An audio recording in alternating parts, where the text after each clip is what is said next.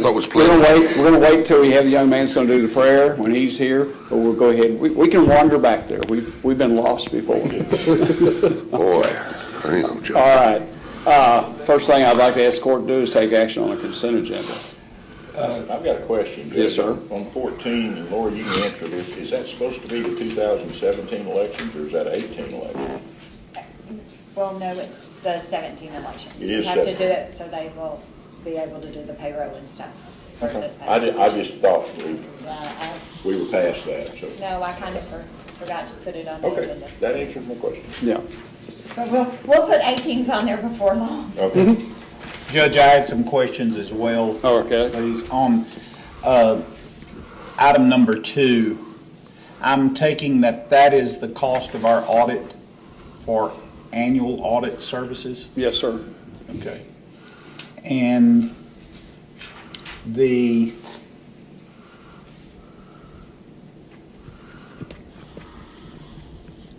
On that same note, Jeff, does Math and West and Huff Fine certify our CAFR? Is that what that is?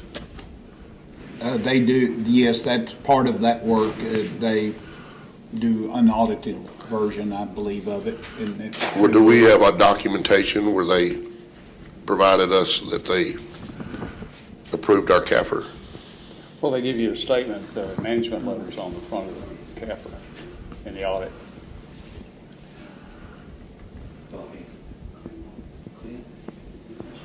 And then down to item 9, Judge, I wasn't sure what that was for Precinct 5. I had the same question, Commissioner Watts, so got with Commissioner Beecham, and he contacted Leon. What this is this is the chemical that we buy in bulk that will last us 4 or 5 years. This is what we clean the back of the distributor with. Okay. That heavy-duty tar stuff. Okay. Item 10, what is the Texas Facilities Commission Federal Surplus Property Program application for eligibility? You have to re-up every year to be able to get the federal property out of Fort Worth. Yes, sir. San Antonio. Yeah. And you re-qualify. Is that what we call Surplus purchasing. From the feds. it's not the program the sheriff does? No, that's No, that's 1033 what we do, program. correct. Well, what is this? We got This- a water tanker from down there 2 or 3 years ago, and you buy it at a nominal price, and you have to retain the ownership of it for an expanded period of time. And keep 3 years. 3 years, and they come and check it. Where But do you we have to see qualify. that equipment at? It's on Fort Worth. Fort Worth, we got an Fort Worth's email surplus. 2 weeks ago about some surplus equipment that they had. I called about it and they said we were Late. not eligible because we hadn't re-upped, so. Oh. We need to. Well, I mean, who's seeing the email, or They went to every one of us. I'm getting them. I'll look at them. maybe I think it's junk mail, I guess. Well, it could be. And there's also a big yard in San Antonio, but we generally deal with the Fort Worth yard. But if you're looking for something specific, sometimes you go to San Antonio, there's a little bit bigger selection. Is there a website for the group? Yes. Yeah, there Yeah, is. it's Okay. in the paperwork, I believe, too, so. In the past, we've gone down there about once a year, just to, look at the inventory, do a walkthrough. It's kind of like going to big lots. Yeah. Yeah, it's a whole lot. You got a live plant there. Donald keeps saying, man, we got to go down to surplus. I said, Donald, you stay away from surplus. Every time he gets something, it costs us. Yeah. And then on Lori's stuff, down at the bottom, item C, we do pay those people $7 an hour? To attend school. That's only the training. But I mean, is that okay?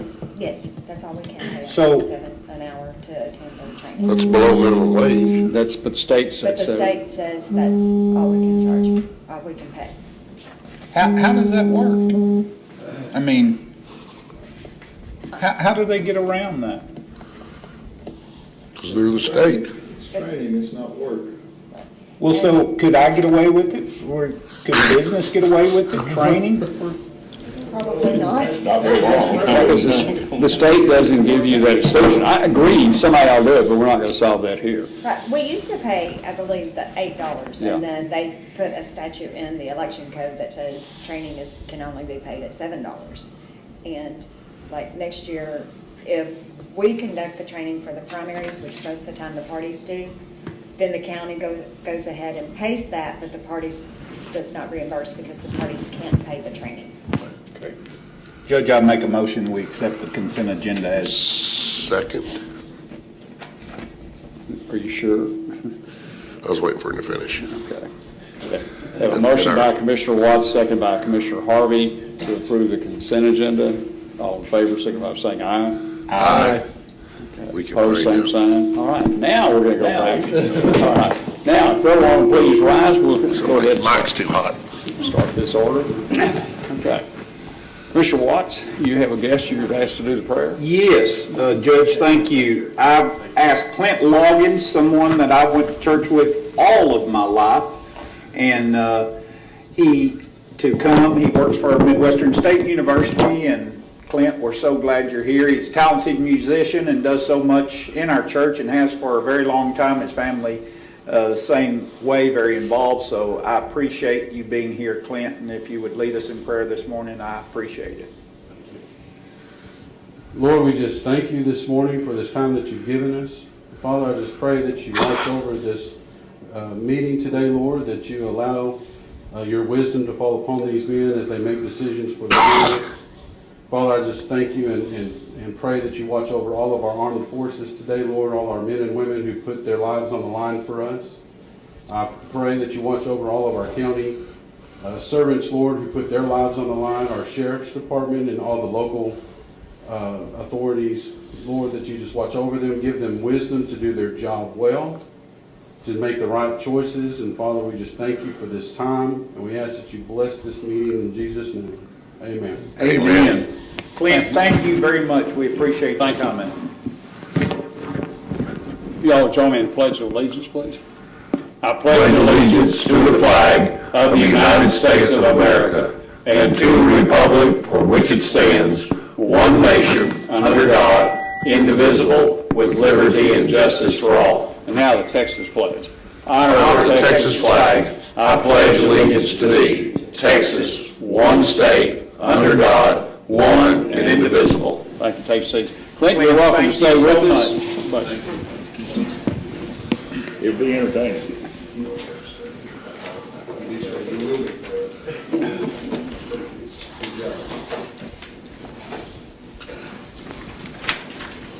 Okay.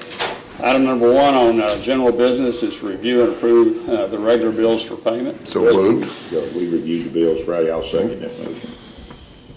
Motion by Commissioner Harvey, second by Commissioner Mahler. Actually, it was Thursday. I'm sorry. Thursday. It was Thursday. Yep. I thought maybe you'd come back in and check them again. Yeah, I was here Friday, but Okay. All right. Any comments or questions on the bills? All in favor, signify by saying aye. Aye. Opposed, same sign. Motion carries 5-0. This time, we'll receive an economic development update from Mr. Henry Forson of the Wichita Falls Chamber of Commerce. Henry, glad to have you here with us. If you pick up one of those microphones, please, sir. Sure thing. You're welcome to stand or sit down, whichever. I'll sit for a Okay. minute. You might want to hit that lever on the right so your seat will come up a little higher. There we go. All right, gentlemen, thank you for allowing me to come give you an update today. I want to just give you a heads up on a couple of things that we're working on and what's going to happen later this week at our 4A meeting. For starters, I want to update you on our economic development planning process. Just to do a brief reminder, we hired a firm called Market Street Services back this summer. They're the preeminent firm in the country in terms of helping communities develop holistic economic development plans.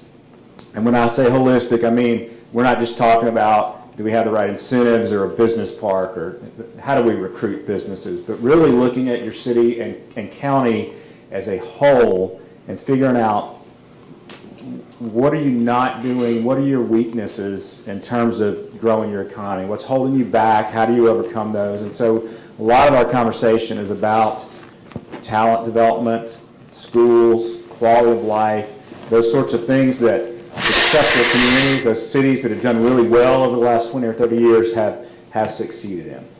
And so You certainly got to have good marketing efforts to go after companies, but you got to do product development too, just like any business. You can't just do more advertising if your product is not what customers want, and there's always something you could do better. And so we're spending a lot of time digging in and reviewing who we are as a community.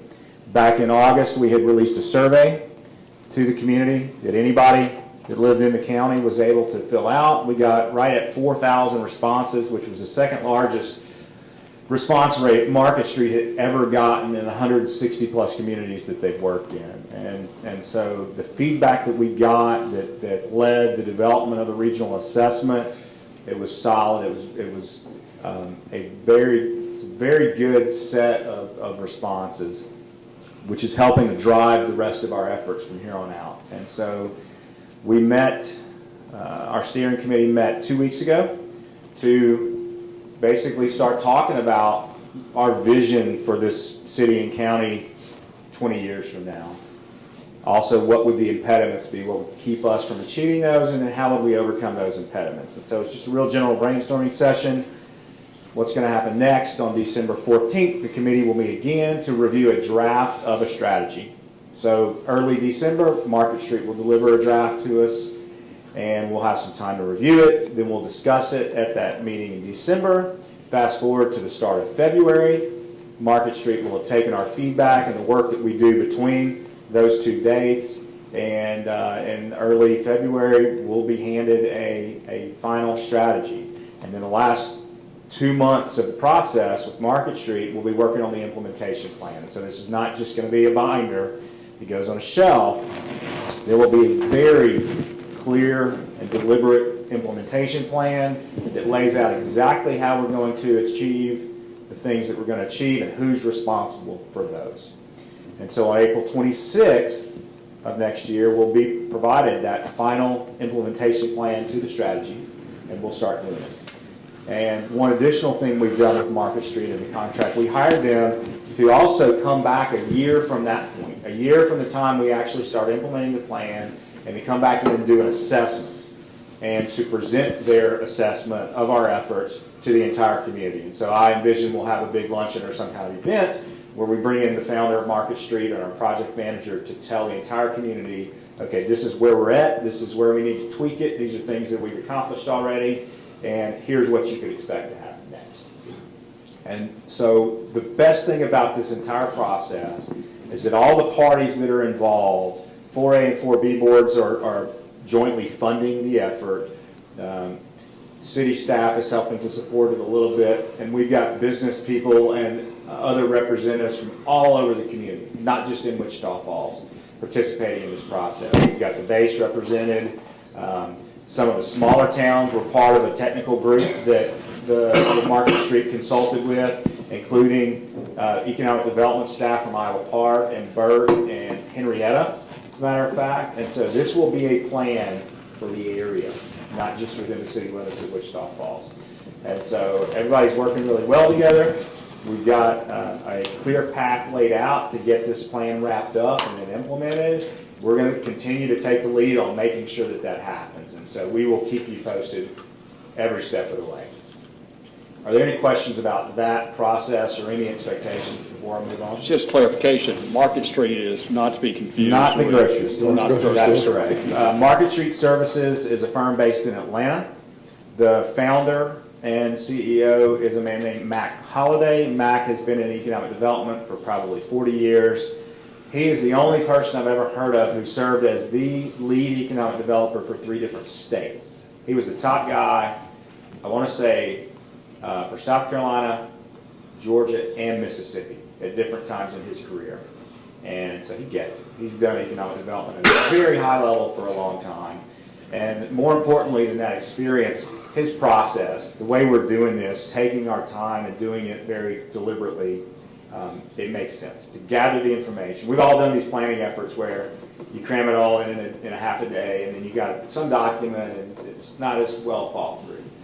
This process makes sense, and that's why we hired them in the first place. Give us an example, Henry, of something that we can do, like the plan says, hey, we need to do this, this, this, and this. Sure. What are some of those things? Some of them, I imagine, will be a couple of obvious points that people are thinking about right now. School facilities, for one. Okay? Everything we're doing goes back to growing the talent pool. And to grow the talent pool, one way to do it is to grow your own, to train your own. And so the CEC Center, Vernon College, MSU, and the whole school district, all of our school districts obviously are parts of that. But it's not just about the curriculum. If you think about it, the company's got an opening here. They're trying to recruit somebody out of the Metroplex because they can't find engineers or whoever locally. And those people come in, and they got high school kids, or kids younger than that that'll be in high school sometime soon, and you take them, I want to see Wichita Falls High School. That's an impediment to us growing the talent pool and providing a workforce for those companies. And so school facilities across the area could certainly be a part of that. Continued downtown development could be part of that, and there will be very specific action items and responsibilities that fall into those. And so we're looking at some very high-level stuff here. There's not a whole lot. There's not a whole lot of items that are keeping us from really being a great place. They're pretty big, gnarly things, like school facilities, right? Are we allowed to spend 4A money on independent school districts? No, but here's the thing. This is not just a 4A and 4B strategy. That's who's funding it. Okay. But this went back to conversations we've been having with the 4A board for years. The 4A board was always thought of as they're the ones in charge of economic development. We're going to let them go do it. Well, through these conversations, it became very clear that, well, 4A can't build a school. Right. And 4A can't revitalize downtown. And who knows what else? Roads, whatever. And that's when it became abundantly clear to the entire team that this needs to be about more than just 4A. And so the steering committee we put together, it's 35 people, not appointed by 4A. Okay, there was an initial leadership group of the head of the 4A board, Dick Bundy, the head of the 4B board, Tony Fideli, city manager Darren Leiker, and myself that created the steering committee. It's half men, half women from all over the area, representing all of our key industry sectors, including manufacturing, healthcare, small business, but also military, education, nonprofits, the arts. This is not your typical 4A initiative. It's much bigger than that. Okay. And that was the point. Because you're right, they can't, and they don't have enough money. Yeah. No one board has enough money, and so you couldn't address schools that way. So we had to make this bigger. And we've got leadership from MSU and from Vernon College and from the ISD on the steering committee. And so they're helping us craft these action items and these strategies, and they had to be part of it. Because the future, and I'm telling you, if you look at any city that's done well, one way or another, they're figuring out how to provide the workforce for the companies. And that's where the companies are going nowadays. That's how it works. And so we've got to figure out what are those things we could do to help develop more workers or more skilled workers from the citizenry that we already have. And the only other thing we can do is figure out how to become a more welcoming place that more people are willing to stay or to move to. And so all the strategies will be tackling one of those two areas. Makes sense. It does. I mean, because I knew number one, we didn't have that much money. Everybody just mute their mic till we can find out which one is too hot. Well, if you mute them all at once. That's what I mean. But anyway, one of them's got a lot of feedback. We realize that there's not enough 4A money in the world to do what we need to do. And I was just wondering how we funded it. Right. And 4A and 4B and this goes back to the city's strategic planning session they did in February as well, because their top two priorities from city council and staff were economic development and downtown revitalization. Mm-hmm. And so as a result of that, the city council turned around and asked their 4A and 4B boards to jointly fund an effort. 4A and 4B said, okay, we'll do that. So they're paying for the consultant, but they will not ultimately be responsible for all the things in it, because it's there'll be a much bigger plan in that. Right. And like Wichita Project, that could be a quality of life thing. It certainly could. Bring people in. It absolutely could. And so we're looking forward to seeing what all comes out of this plan, because it's going to be a big, wildly ambitious thing, but also realistic. And what's going to have to happen afterwards is we got the steering committee that, you know, the companies and organizations that they all represent, including me, you know, represent tens of thousands of citizens and employees from this region. And we're all going to have to go back to our individual constituency groups and promote some of this. And so whether another proposal for school facilities is part of that or whatever it may be, that steering committee's job will not be over on April 26th. It'll really just be started. Well, I'd like to point out that the city of Burke Burnett has really stepped up on their school stuff. I mean, $47 million bond, school bond. Right. Anyway, they have come a long way, and the infrastructure there is substantially better. So if those businesses are thinking about bringing folks in, take them to Burke, because it ain't bad. I agree. And I think, you know, every community needs to up their game like that. And I just want to say this too, since you brought it up. I love our relationship with Burke. We know that economies don't stop at a line on a map. And as a result, Burke has historically helped support projects that Wichita Falls was taking the lead on. Mm-hmm. And the most recent example was the Vitro expansion, that 10% of the incentive that was proposed by 4A, 10% of that ended up being covered by Burke. And last month, we were very fortunate. We went down to the Texas Economic Development Council's annual conference, where we were awarded a Community Economic Development Award, a statewide award for that Vitro expansion. And one of the main reasons that we won that award was because of the relationship between Burke and Wichita Falls, and the fact that they both contributed into that project. And Burke knows that, you know, yeah, that facility, as a matter of fact, it's not in the city limits of Wichita Falls either. They both know.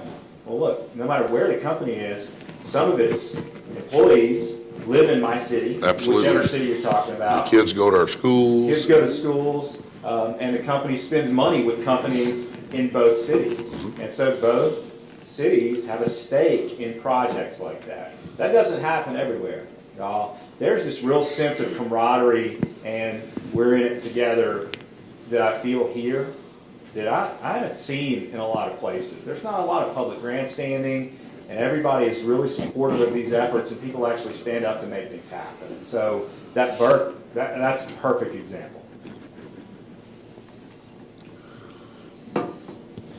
Anything else regarding that plan, that process? How does it go over to, we received a letter from Shepherd Military Affairs Committee on trying to get everyone to support a consultant for the possible BRAC coming up. Sure. Is there a mesh in those two? There certainly could be. And I think early on in the conversations with Market Street, they talked about the advocacy piece as a bigger part of our catalog of services that we do. And so I don't know if it'll be a strictly supportive role, or really pushing forward and driving some development of new plan. A lot of communities have done some really complex planning for what happens just in case of a BRAC. And I think it's a great idea. If one never happens, fine. But in economic development, you got to spend as much time taking care of your existing employers as you do trying to bring new ones in. And Shepherd is the single largest economic impact in the entire region, not just Wichita Falls, for everybody. The entire county for sure. And so there will certainly be a piece in there about Shepherd and what we can do. It's a different kind of base than a lot of other bases. You know, when you've got research and development being done at bases, sometimes there's more opportunity to develop new companies around those. Being a training base, we don't always have those opportunities, but there are still things we can do to help grow and protect the base. And so it's got to be part of any real strategy. One of the things I think that really helps protect Shepherd is the investment that the other countries who attend our training at Shepherd have invested in this location. No doubt. So that's a real feather in us avoiding BRAC. We're not a cookie cutter base. Right. Right. We're not a cookie cutter base, and so there are a lot of bases out there that, you know, without the sign in front of it, it could be anywhere. And right. Those bases are interchangeable. But to come in and make any substantial changes to the NJET program, that's not an easy thing to do, and that's a much bigger task than any one BRAC decision that's made. And so, think about it, that's really a huge part of who Wichita Falls is. Right. My neighbors are German. They're here because of their relationship with that Air Force base, and my kids get to hear that language and meet those, and meet their kids and interact with them. And that is just a cool part of who this city is. And you hear feedback all the time. It's amazing how many people, I know a lot of people that came here to train to fly and went back to their country, and then they came back here as an instructor. Mm-hmm. Some of those people retired. Yep, they And did. that is a deep ingrained part of this community. And people tell others about that. And so we just need to keep doing more to make more people want to stay. And I think it's a good thing. I agree with you that we need to support SMAC in their efforts to develop this strategy. A lot of times when you're doing a BRAC, it can be an opportunity to grow a base. Everybody's scared about the negative aspect if you lose a mission. We've had that happen here before. But it's an opportunity to grow a base too. And so as you go through that process, you're not just looking about what do we do if, you're also thinking about what opportunities are there if somebody else gets a mission shut down or consolidated. Well, it's What called could BRAC we- for a reason. what It's a could we base attract? realignment Right. and closure. Everybody just thinks about the closing part, Yes. and that's human nature. You're thinking about what's the worst that could happen. Yes. But let's also think about how could we use that as an opportunity for growth, because there's certainly an opportunity for that. I wish we'd focus on that a little bit more. I mean, we're scared to death to lose our base. But I mean, the Germans just signed on for another 10 years, Right. just this year. And so they're building housing, additional housing. So it's another country investing again in this location. So Sure, and we just added Romania, and I know they're in talks with others as well. And so it's a huge deal it is. to our community, and I'm excited to hear more about the process. The Military Affairs Committee will be making a request to the 4A Board on Thursday for partial funding of that. I know they've gone, or we're planning to ask some of the other communities. I don't know if they asked the county as well, but it's one of those situations where it's important for all of us. It's very important. It's huge for our community. What else? Anything else on the planning process? Okay, so we have a 4A meeting coming up on Thursday at City Hall. And I mentioned the BRAC study proposal that the Military Affairs Committee will be discussing. We've also got a few other projects on the agenda there.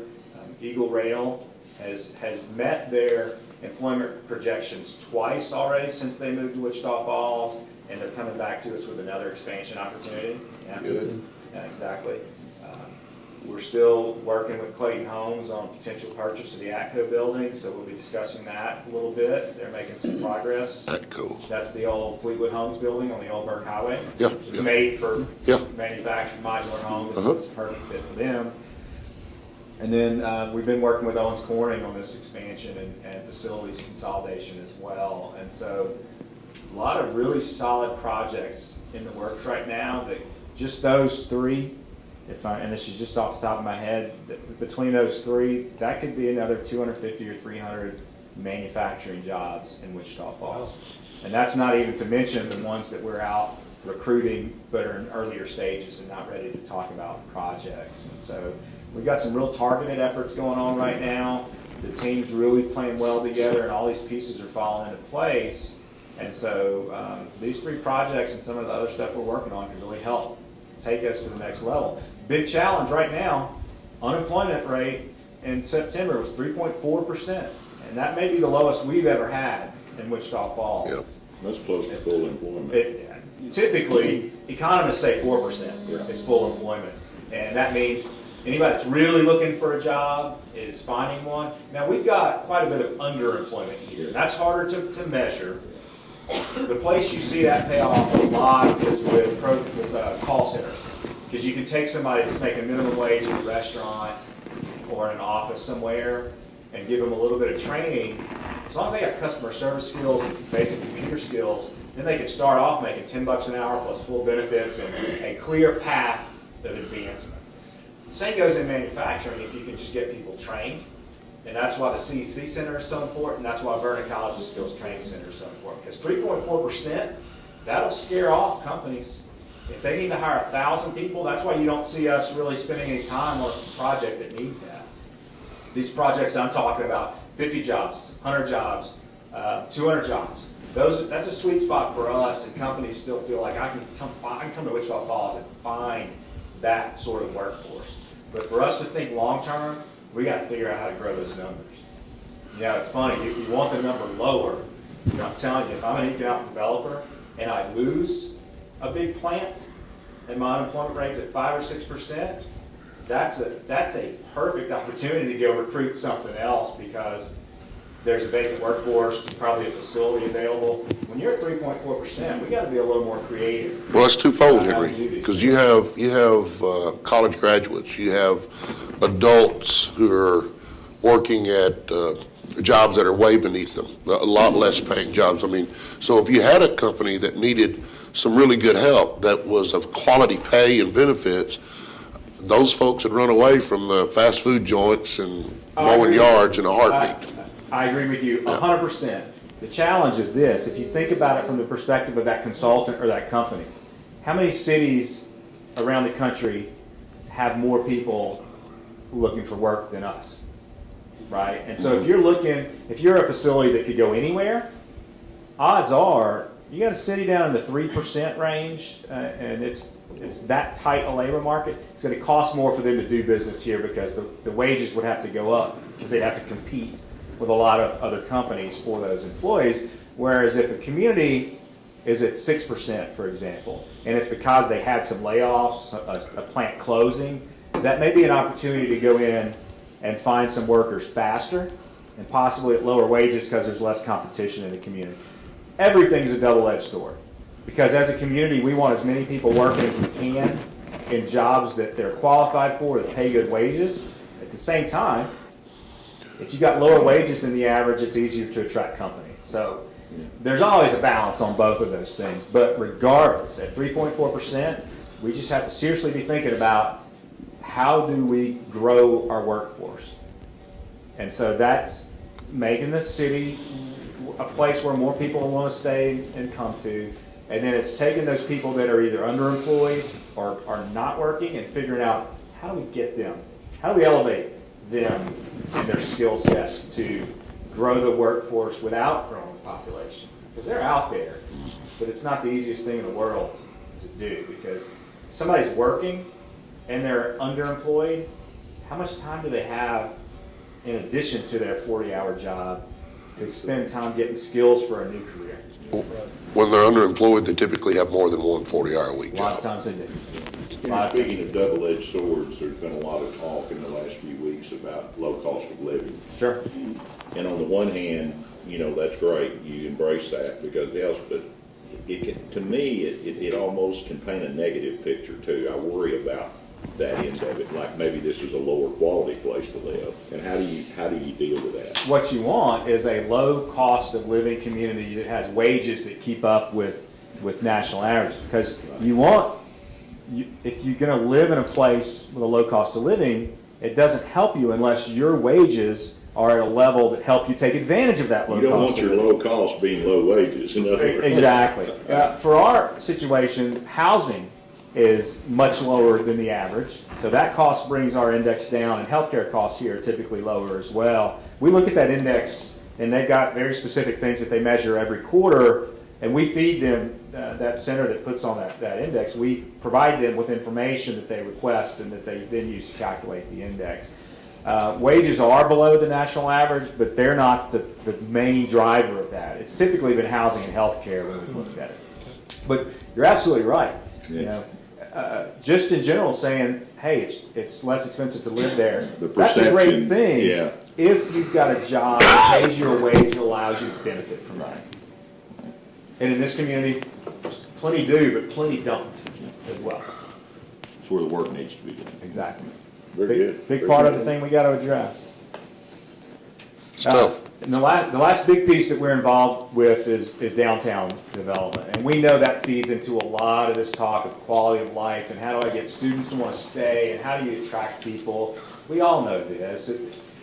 Anytime you go visit another city, especially if you're going for a conference, you're typically in some sort of general business district or entertainment district that's got living opportunities and plenty of retail and restaurants and nightlife and entertainment, all within a walkable district. And we're not the only city that's ever had to address this, but I'm really encouraged by what's going on downtown right now. A lot of movement. It seems like every 2 weeks we're hearing about a new project, whether it's a coffee shop or restaurant or bar or store or whatever, or somebody's come in and bought a building that was struggling and start to put some money into rehabbing it.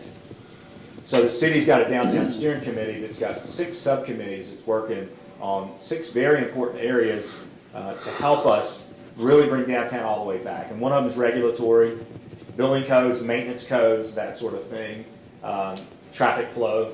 One of them is streetscapes. So they're looking at first the boundaries of the district and then what do we want it to look like? Sidewalks, streets, lights, everything else.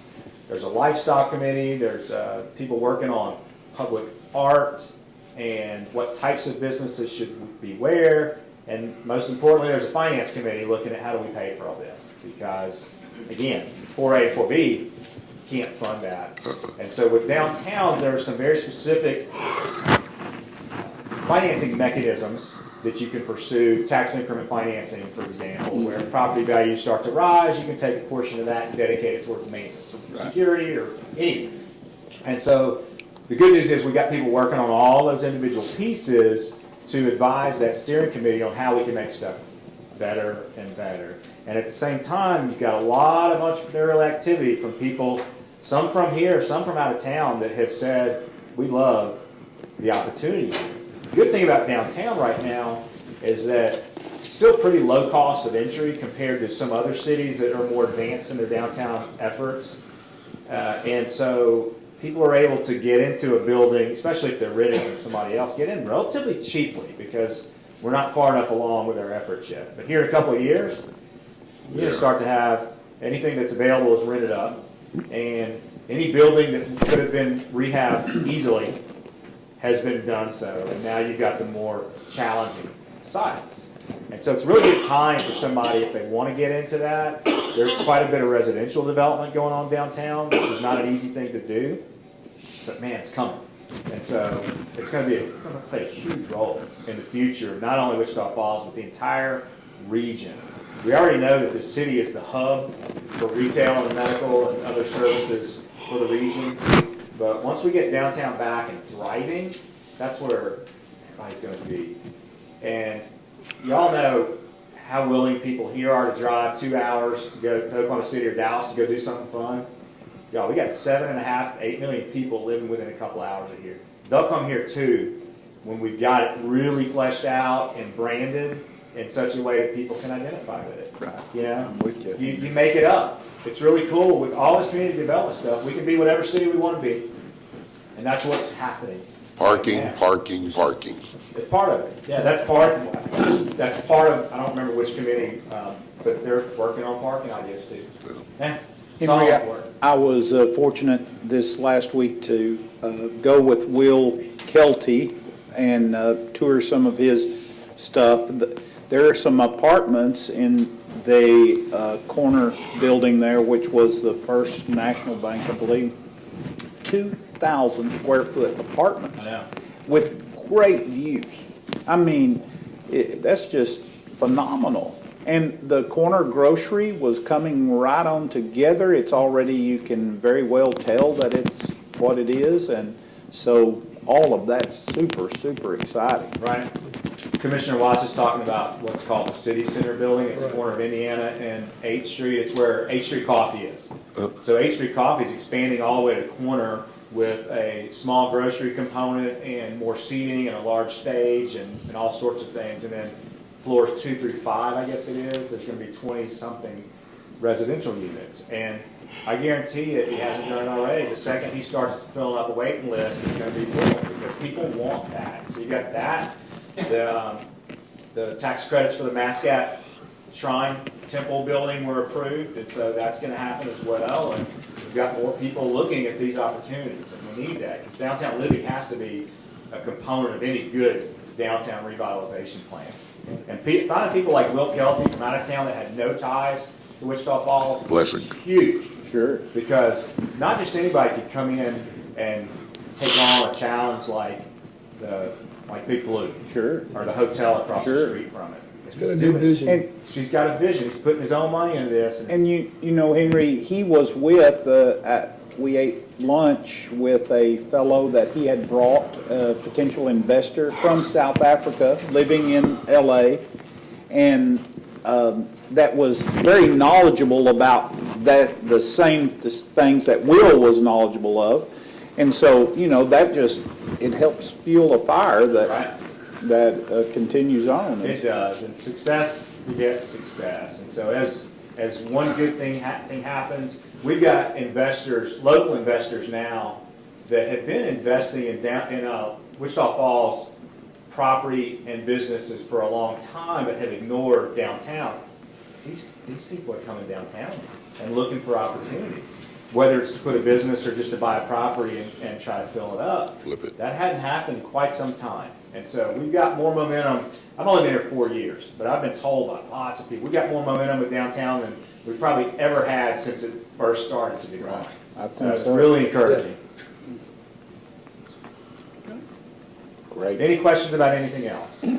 Thank you, sir. Couple things real quick. Okay. Occasionally, several of you will refer businesses or contacts to us, and I just want to say thank you for doing that. Whether it's a local business that needs something or has an opportunity, or somebody from out of town, just want to let you know we always follow up with those and see what we can do to help get them set up here. And I'd also like to introduce the newest member of the Economic Development Team. Sarah Harpole is our executive assistant. Today's her first day on the job, and so I brought her with me to meet you guys and see this environment and hear some of the stuff that we're talking about. So last time I met with you, one of the key things we talked about was needing to grow staff so we could do more. And we're seeing some real successes in our membership development efforts and allowing us to do some things that we really need to do. And so we have a passion for this, and we just appreciate your support and continue to build a better community. So thank you for your time today. Thank you. Do your parents live in Thank Burke? Huh? Do your parents live in Burke? That's not a very common, that's not a very common name, and we have Mike and Debbie Harpo. She lives in Burke. I live in Burke. Well, there's another Harpo family in Burke. Oh, is there? There is. Huh. How does that, P-O-L-D or P-O-L-E. L-E? Okay. Henry, we really appreciate the work you do, and I'm convinced that you're on top of the game, and I really, really thank you for putting the time and the effort in that it takes, and I just really appreciate it. It's really starting to be fun, what we do, and it's just because the entire team, and I just cannot say that enough, but everybody's on the same page and trying to support the best they can, whether it's with time or money or contacts or anything. And so as we work to build a better community, I just keep reminding people, we can be as great a city and a region as we choose to be. And some of that has to do with vision, and some of it has to do with financing the vision, and some of it has to do with continuity of that vision. I think we've got the leadership across the board right now that has realized we've got some opportunities here to make some great things happen, and I'm really looking forward to it. You know, we got some great leadership across the board at all of our key organizations, and everybody gets together and talks about these issues. That's great. Yeah, I think the Exciting to future. see the momentum. It really is. It really is. I'm glad I found this place and y'all found me, and we're having fun doing it. Henry, I remember when you very first came, you didn't know anybody, and you were great as a gourd type deal, and you know, you're really the true facilitator of all of this. You have really, I'm very, very thankful that you chose our community. Well, I've Really. been in economic development for almost 20 years Yeah. now, and we know that one of the strongest roles we can play in a community is that of a connector.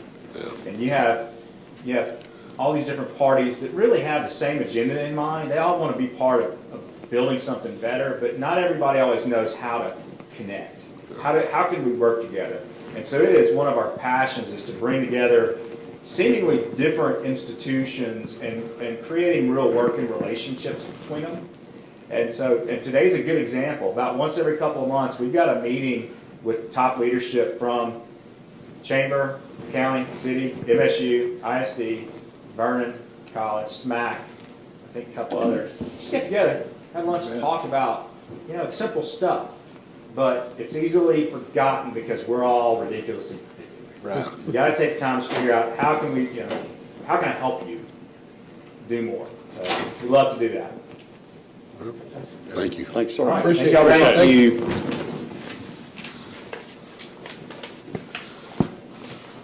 Okay, next item is discuss and review jail maintenance projects and work orders. Read that report. We're even again. That's very good. Anything outstanding to mention?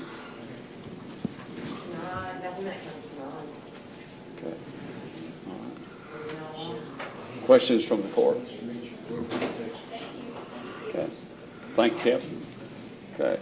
Item 3 is discuss, consider, and take action on buy board quotes for Precinct 3 purchase of a 2018 Cat 140 M3 motor grader, serial number ON9D00920, at a quoted price of $285,000, less trade-in of a 2012 Cat 140 M2, serial number OM9D00970, at $165,000 for a net of $120,000 to be paid from Precinct 3 2017 capital expenditures budget and supply and operations budget, or financed in whole or in part as may be arranged, and authorize Precinct 3 Commissioner to accept the quote and the county auditor to issue purchase order for the following approval of purchase. Commissioner Muller.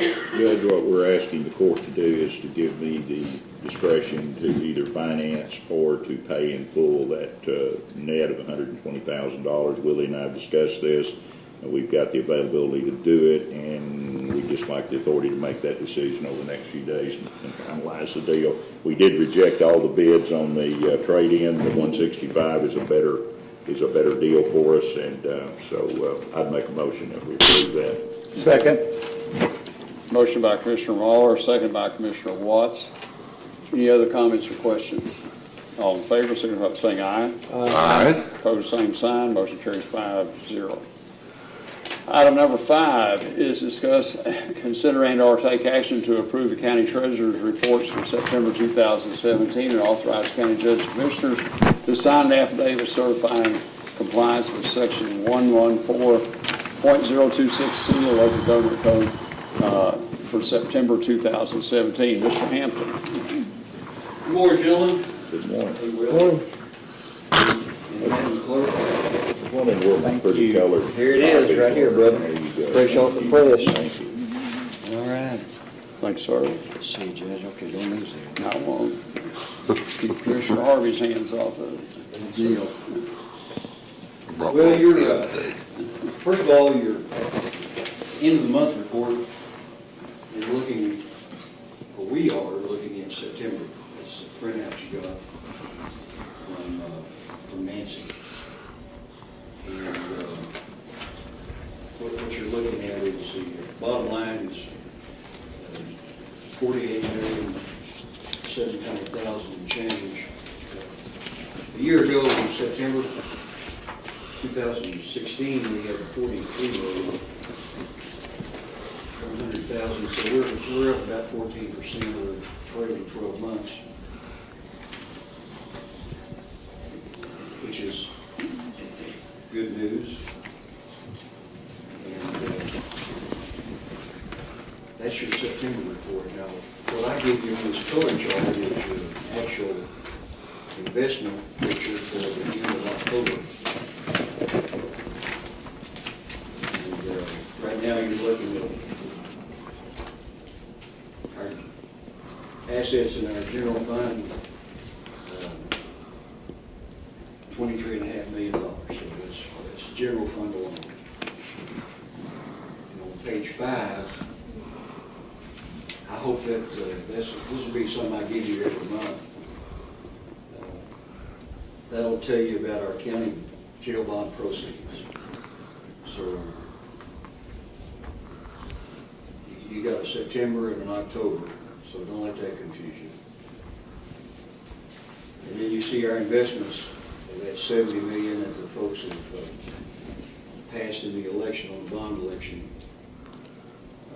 We've sent one check out to Harper Perkins for $474,000 and change. And that ready asset balance are those liquid dollars that we can get a hold of in a heartbeat, which is right at $9.5 million. The rest of it is invested in the Treasury.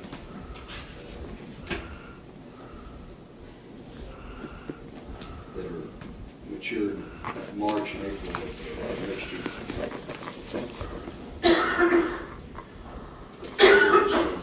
Bob, that $40,000 interest income, what, $47.89, that's 1 month's income. It's 1 month. So if I had $70 million in the bank, I could get along pretty good, couldn't I? Well, you could, actually. I'm gonna work on that. See if I can get We'll ease you. I can get that done. Should have started sooner. I should have started sooner, probably, but, yeah. That's an incentive, isn't it? Yeah, it's nice, but of course, once we get our payout schedule, Oh, yeah. it'll be like a steamboat going up the Mississippi. We'll be throwing them logs on them fires pretty quick. Yeah. Any other questions about that? Well, I think that's. I'm sorry Henry left. I wanted to brag on him. I know a lot of people watch this. Henry Fortune came. He's just as motivated in front of your personal group as he is in front of the Commissioners Court. So he spoke last month at the Scottish Rite meeting. 25 guys there, but he spoke and was never in a hurry. Answered a lot of questions, and when we finished, the guys said, this is actually one of the best civic meetings we've ever had. And I do believe that if Henry was here, we would have probably, Commissioner, to answer your question, we would have probably saved certainty. The other side of that, your comment about Shepherd, please don't ever think that our government is incapable of walking away from $100 bill, because Amarillo thought the same thing. Mineral Wells, which taught all rotary wing pilots, Marine Corps and Army, never dreamed that they'd close Camp Walters, Fort Walters, actually. And it's still politically motivated in a lot of instances. You bet your life. Well, those will work. Well, I don't know about Walters, but Amarillo. Schumer's name in public, but believe me, that war was fought for a reason. Don't think it can't happen. You bet your life. Yeah. And so anytime they can hit Texas, they'll try for it. You can quote me on that. So anyway, yeah, they just transferred the School of Healthcare Science, which was the medical service wing. He came here in 1964, and I know it very clearly because Colonel Taylor called my dad and said, "You're now the sponsor of the medical service wing coming out of Montgomery, Alabama." Okay. And my dad said, "I don't think they'd want Does us to be their sponsor." Which Colonel Taylor's response was, "I didn't call you to tell you what you thought. I just told you what's happening." So for 35 years, man, that was a wonderful relationship. And then, of course, the Shepherd Air Force Base Hospital was state-of-the-art all during the 60s and 70s. Yeah. Now, of course, it's just a clinic. But, I mean, they had medical care out there that was next to none. And now, because we lost all that to San Antonio. Randolph. So it's a constant fight. And we sure, just like you said, Lee, we can't afford to lose Shepherd. And people need to understand that. I mean, our government they invented the word fickle. Thank you, Brother Bob. Judge, I'll make the motion that we approve the county treasurer's report as presented. Second. And authorized signatures. You got to add that. Yes, and authorized. Well, he said as presented. Oh, okay, that's good. All right, all in favor, signify by saying aye. Aye. Opposed, same sign, motion carried 5-0. We're down to public comment. Anyone in the audience? Kelly, we're glad to see you. It's been a long time. Kelly was with the Commissioner's Court office for how many years? Almost 4. Almost 4, yeah. So, Kelly, I need my I need my computer straightened out, if you could stop. You must have done a really good job, because when I got elected, all I heard about was Kelly this, Kelly that, Kelly this, Kelly that. Kelly did this. She can fix it quicker than I can mess it up, that's saying. And we're glad to have your daughter and your mom here with you. That's nice. Thank you. Oh. Oh. All right. Anyone else in the audience have anything to bring up? I would like Yes, to sir. comment on Commissioner Harvey. Last week, talking about Bourbonnais, what a blessing it's been for my association with county government to really get to know people better in Iowa Park, Bourbonnais, and Electra. Bourbonnais has such a wonderful spirit over there. Masonic Lodge put together a group last week, and Lee came over with, I've always heard about his cooking equipment, but I never did know he carried it around on a flatbed trailer. And he cooked the most wonderful meal, and that was a lot of work. So everybody, when I left, was still talking about it. So great job. And Thank you. That Appreciate it. trailer's getting bigger all the time. yeah, absolutely. All right. Commissioner Beecham. Just remind everybody, Saturday night, City Lights Parade downtown. The kickoff to the holiday season, I guess. And we've been, as everyone knows, we've been out at Sprague doing a lot of cleaning and gathering and moving around the things. And as we were cleaning last week, I came across a really interesting piece of history. It's not often you find a 60-year-old sign that's still covered with wax paper. Barry, you know more about the history of this. This is not even a Wichita County sign, is it? No, that's actually that would be the Clay County organization, the Wichita organization. There's one in nearly every county across Texas, and it's been my honor to serve on the State Stormwater Conservation Board, which is what coordinates the efforts. Completely voluntary deal by landowners. That one would be, the Little Wichita District would be in Clay County, the Wichita Stormwater Conservation District's in Wichita County, but that is a tremendous piece of history, and was actually organized after the Dust Bowl to clear up the problems. And when you think about the tremendous droughts that we went through in Texas in 2011, and we did not have red skies and dirt moving around, that is a tribute to the producers and landowners and cooperators of soil and water conservation districts, keeping that topsoil in place, keeping the water clean, and keeping Texas beautiful. Right. So thank you, Mark. I appreciate This is appreciate that. interesting piece of history just to be rescued from the rubble piles. Absolutely. It was headed to the trash. Absolutely.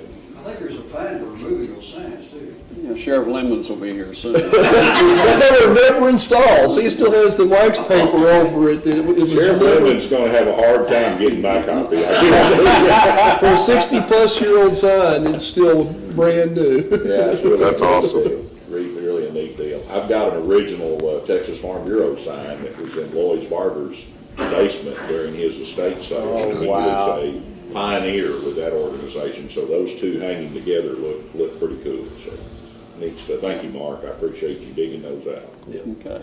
Commissioner Harvey? Well, I had a very long day Saturday. Started about 9 o'clock that morning and ended about 9:30 that night. But it was an absolute blessing.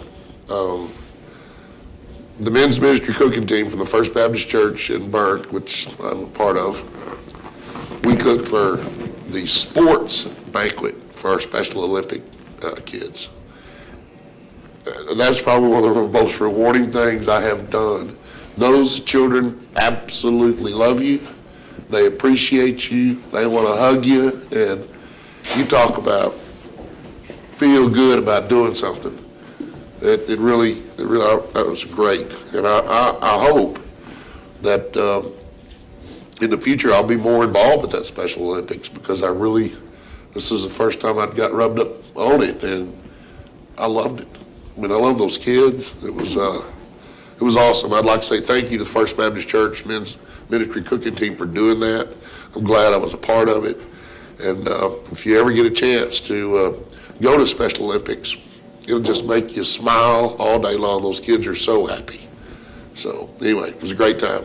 I enjoyed it. Good deal. Thank you. Commissioner Mahler? Owl Park FFA Booster Club having their fundraisers this coming Saturday night at the Elks Lodge. There will be dinner, and we'll be doing what we call a drawdown for $50. You can own a ticket for, this year they're giving away a big John Deere zero-turn mower, weed eater, and a trailer to haul it all on. Wow. And they're going to cook those famous chicken fried steaks at the Elks Lodge, which is worth the price of admission, and we'll be drawing numbers throughout the evening.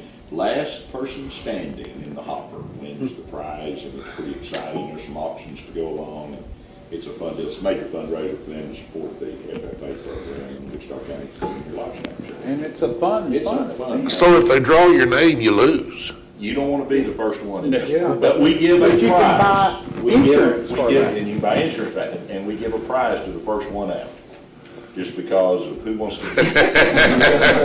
So there is a prize. It's a fun deal. We move it along pretty quick, and we eat dinner and visit with a lot of folks, and it's pretty cool fundraiser. But you want to be last in this one, Lee. You wanna be last. My wife made it to the final 10 about 2 years ago. Oh, But didn't win, so. wow. I think one year I went and saw that in Iowa Park, and the guy that won it give it back or something, didn't Yeah, Dwayne Burris won. No, it yeah, and that's it. did not, He didn't want it. Give it back to the kids. He told him, he said, I want to support the kids, but he said, my religious beliefs don't allow me to be involved in Got it. a raffle, and he said he donated it back to the club. Level 5. He sure did. Wow, sure did. Commissioner Watts? That's putting your money where your mouth is. That's there, I guess. The Christmas parade in Electra is going to be the Friday night after Thanksgiving. So keep that in mind. Anybody that wants to participate in that event be coming up. It's going to start at 7. And 7. they're expecting a lot of politicians. Yeah. So Barry, I get asked all the time if you can bring a car and do it. That they'd love to do it. They always comment on that. So that's coming up. There, Judge, I wanted to ask. I had a meeting scheduled tomorrow. Collection plans at 3. Now you're going to be back in town. You're okay. No, I'm not. Yeah, I'm not leaving. But we need to do that because we have got to come up. We are legally required to have a plan, and it's got to be in place by January 1st. Okay. So, and then I'm also showing. No. But I'm also showing a executime meeting at 11. Does anybody know what that is? It's not. It showed up on my calendar. Is it on McGregor Street? I don't know what that is. It's Anyway. not on mine. It's not on my schedule. Okay. And then, of course, tomorrow at 10 o'clock here in the second floor, we'll have announcements, I guess. We're going to do them in the second floor. Is that? Second floor foyer. Okay. I sent a deal to maintenance, asked them to set that up, and I sent out emails over the weekend to Great. probably a couple hundred people. Just tell them that everybody, I didn't say just as, Right. put that press release in it. Great. So we may have a few or a few too many, I don't know. So, okay.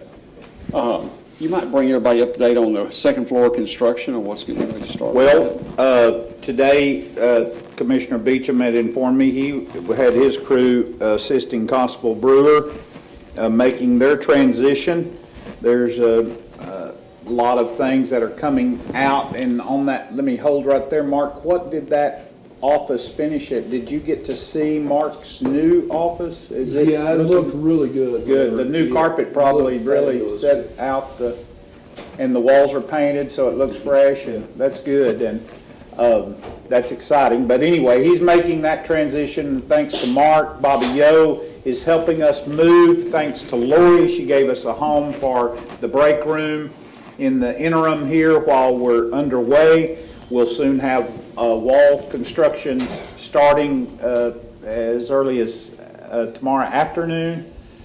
So they're going to seal off that wing and then access the construction through the side doors, up the steps, and come in there to make their all their construction efforts. So that's going to maybe speed up the process, and it'll keep people from seeing unsightly stuff go on while that renovation is underway. But we're excited about it, and everything's coming together well on it. You'll see some stuff in the foyer, the grand jury table. He's helping us with that, take it apart and stacking it with some wrap on it so it won't get scratched or banged up. A few other things there as well that were like that they were going to wrap up, and that after we get through tomorrow, then they'll go to moving forward with those projects. Okay, good enough, thank you. All right, Friday we will have a posted Commissioners Court meeting. The two items on there are to receive a presentation from Texas Solar Group on solar panels for the new law enforcement center. And the second item is review and discuss an emergency. Actually, it should just be, I gotta get Nancy, we're gonna take that off, just regular bills. We quit having emergencies. Okay. You take care of the regular bills, you don't have emergencies. That's right. Judge, let me say, but let Yes, me sir. back up on that. If y'all have not met this young man, now, my jury was out when I met and thought, how did Matt and Glenda bring me this young man? And sharp-looking young man from Santa Rosa Construction. He's a stepson of Vincent Latour. And so I thought, you know, a little, just real crafty-minded, but I thought, man, he's young. Well, he shows up. He shows up and with the walkthrough, he's with some very old gray heads that come in with him, and so I'm elated at that point, and they begin to tell him what he'll need to be doing, and so it was exciting, and I was proud of him. If you hadn't met him, you need to meet him. Yes, I met him today. We opened his bid. So, okay, other things. Lori Bohannon and I will be going to the Iowa Park City Commission meeting tonight to talk about some questions they had on the voting bills, and we'll cover that. And then a personal note, Thursday night, if you haven't gotten tickets yet, is Old Christmas Tree. That's my wife's Interfaith Outreach Services. That's their big fundraiser. And Santa Claus here has made a Christmas tree. Barry. So I'll quit changing it. Yeah. It started over. In fact, it was going to be last year's, then it became this year's. And we were in the shop last night trying to put the finishing touches on it. It'll be kind of unique. It's made out of horseshoes. So kind of have that Western thing, be interesting. Something different. We're going to have a crane pick it up. Well, we've talked about that. yeah, I've offered several sets of casters to him. Judge, back on the other deal of you and Lori, I'm assuming you're going to facilitate the meeting that needs to happen relatively promptly concerning that. Yesterday afternoon had a visit with the nonprofit in Wichita Falls that had real problems because of no policy in place there. The sooner that we can get there, the better. Well, okay, I think that's why I asked that we meet with the auditor, and that's being set up, is I think that may have been an anomaly, but we need to look at how do we follow those things through. Yeah, it's not an anomaly, Judge. There's no process. Compared to the number of them, but I agree. We need to look at how that happens and where the breakdown, because we had one other one that fell behind. We didn't catch the change in the rate. And so, yeah, but out of the number of transactions handled and the kind of loose way we are constitutionally organized, yeah. Well, it's just a check and balance for our revenue streams that are outside the normal revenue streams. Okay. Basically what, as far as announcements, I can tell you, what we're going to, Iowa Park was billed several months late on their election, and then we didn't have some of the procedures because it wound up being a joint election. So we're going to go over that tonight and explain to them what happened. And it was just... Over elections. Yeah, their bill for the joint elections. Okay. It is 11:13, and we're adjourned.